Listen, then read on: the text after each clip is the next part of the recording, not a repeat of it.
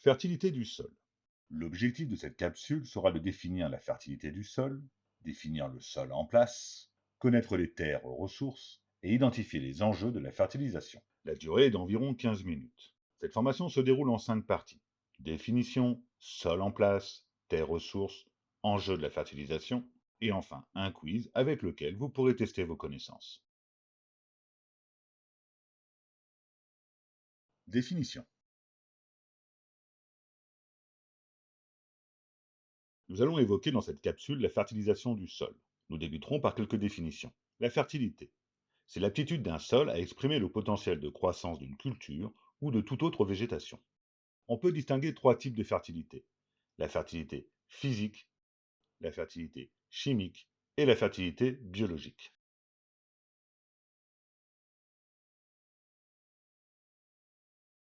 La fertilité physique correspond à la plus ou moins grande facilité à créer ou à maintenir un état physique du sol adapté à la végétation mise en place. Elle est caractérisée par l'ensemble des propriétés physiques des sols liées à la porosité, à l'aération, à la réserve en eau, à la perméabilité et à la stabilité de la structure.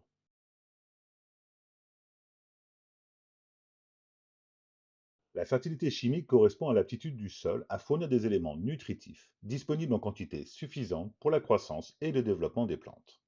Elle est caractérisée par les propriétés chimiques des sols liées au pH, à la capacité d'échange cationique, CEC, et aux teneurs en éléments minéraux.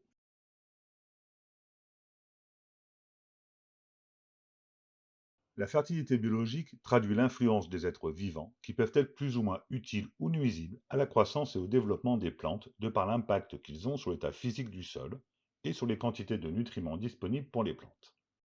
La fertilité biologique est caractérisée par les propriétés liées à l'activité biologique, à la teneur en matière organique, aux apports carbone-azote, C sur N, et à la caractérisation de l'activité et de la vitesse de dégradation et de transformation de la matière organique.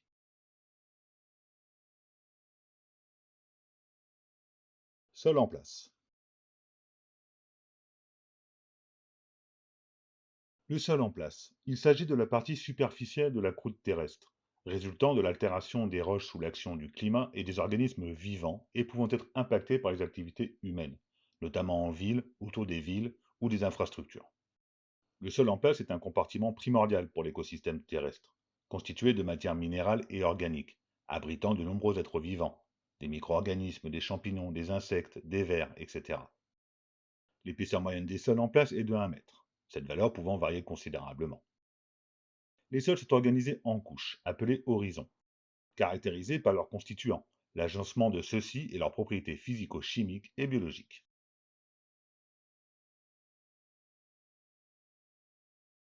Terres ressources.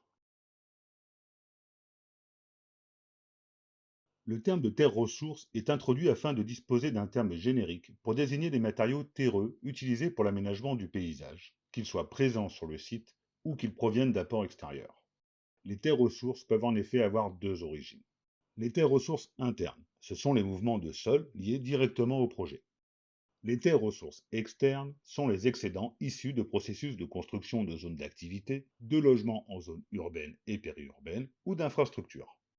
Dans une stratégie de bonne gestion des ressources, l'opérateur doit privilégier le réemploi des terres ressources présentes sur le site.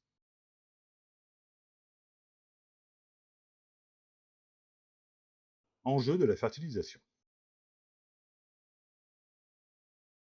Les sols constituent une ressource essentielle pour l'être humain, mais aussi pour les végétaux et la faune. Le sol nourrit les plantes en eau et en éléments nutritifs nécessaires à leur développement. Il est aussi le support de leur développement.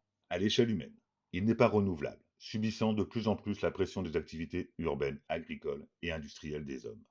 Aujourd'hui, tout l'enjeu de la fertilisation est donc de maintenir les sols en place, de les protéger tout en leur permettant de rester un terrain propice au développement des végétaux.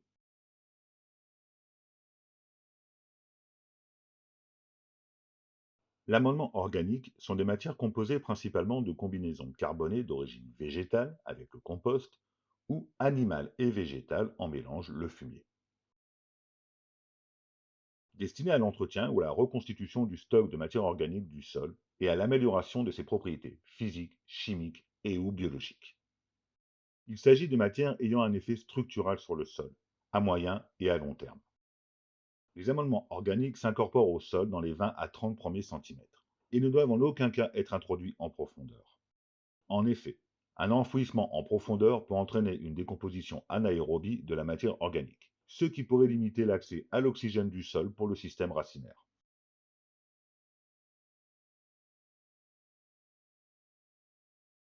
En résumé, la fertilité est l'aptitude d'un sol à exprimer le potentiel de croissance d'une culture ou de toute autre végétation. On peut distinguer trois types de fertilité: la fertilité physique, la fertilité chimique et la fertilité biologique.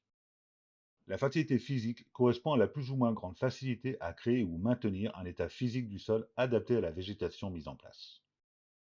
La fertilité chimique correspond à l'aptitude du sol à fournir des éléments nutritifs disponibles en quantité suffisante pour la croissance et le développement des plantes. La fertilité biologique est caractérisée par les propriétés liées à l'activité biologique, à la teneur en matière organique, au rapport carbone-azote et à la caractérisation de l'activité et de la vitesse de dégradation et de transformation de la matière organique.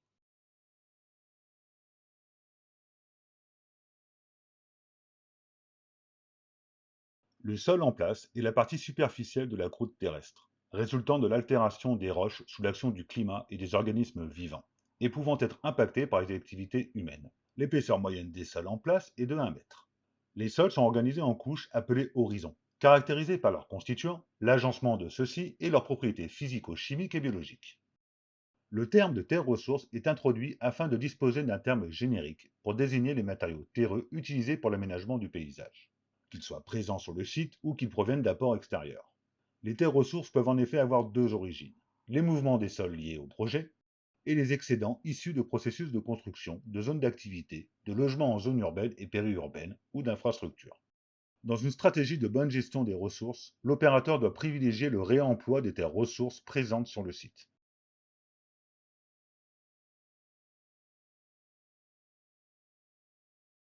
Suivant la norme NF, deux catégories de terres sont distinguées: la terre végétale et la terre support. La terre support est un matériau naturel non amendé, caractérisé par une teneur en matière organique de 1 à 5%. La terre support désigne des matériaux terreux qui proviennent le plus souvent des travaux de terrassement. Les caractéristiques physiques et chimiques des terres support doivent être précisées. La terre végétale correspond à un mélange de terres ressources amendées en produits organiques, de telle sorte que sa teneur finale en matière organique varie entre 3 et 15%. Aujourd'hui, tout l'enjeu de la fertilisation est donc de maintenir les sols en place, de les protéger tout en leur permettant de rester un terrain propice au développement des végétaux.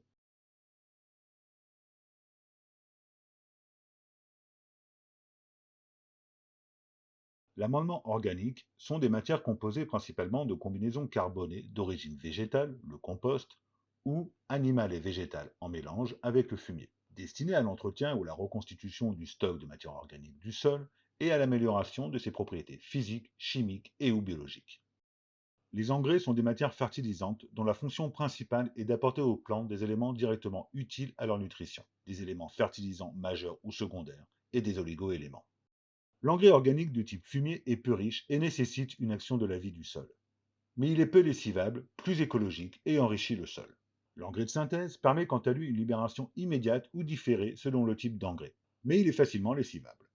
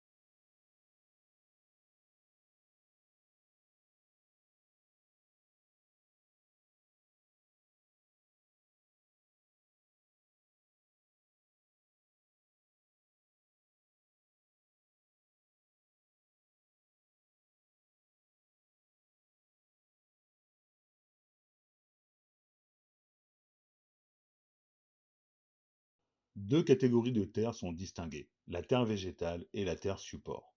Ces termes désignent des terres issues du décapage d'horizons de surface ou d'horizons peu profonds des sols naturels. Leur teneur en éléments granulométriques, de taille inférieure à 2 mm, et supérieur à 50% massique. La terre support est un matériau naturel non amendé en matière organique. Caractérisé par une teneur en matière organique de 1 à 5%, la terre support désigne des matériaux terreux qui proviennent le plus souvent des travaux de terrassement. Les caractéristiques physiques et chimiques des terres support doivent être précisées. La terre végétale correspond à un mélange de terres ressources amendées en produits organiques ou à des terres de surface humifères, de telle sorte que sa teneur finale en matière organique varie entre 3 et 15%.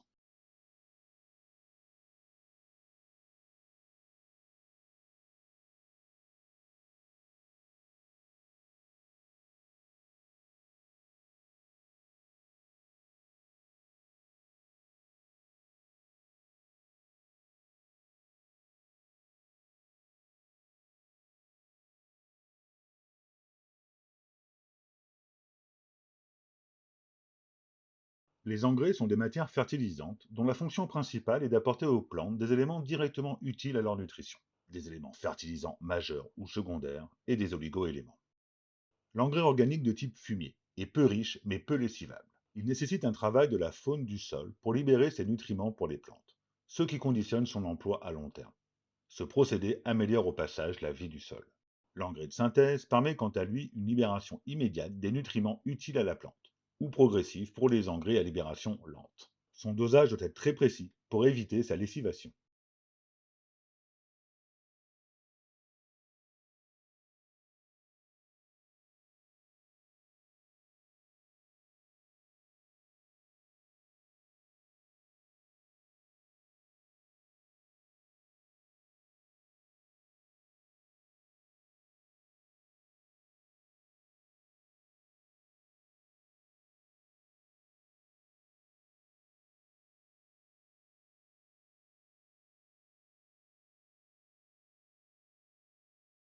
Ce quiz vous permettra de tester et d'approfondir vos connaissances.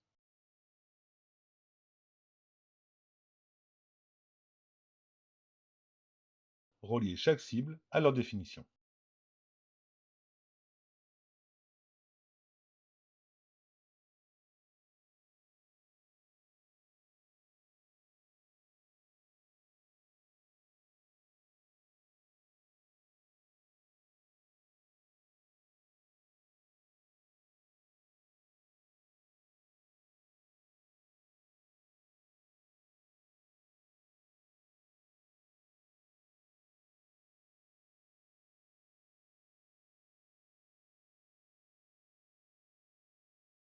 L'engrais est le plus important pour le sol ou la plante.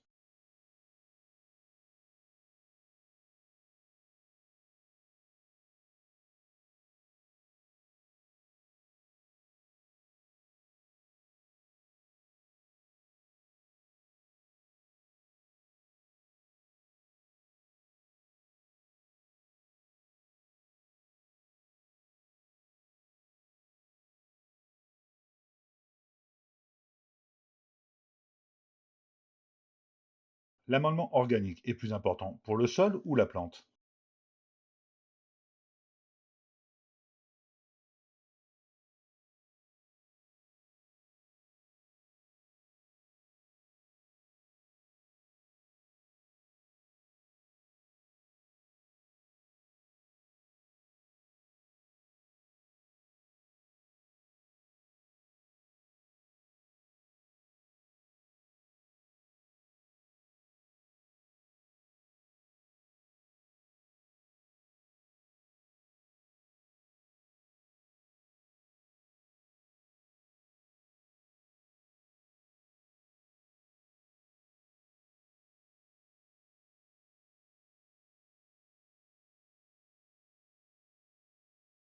Que désigne le terme terre végétale?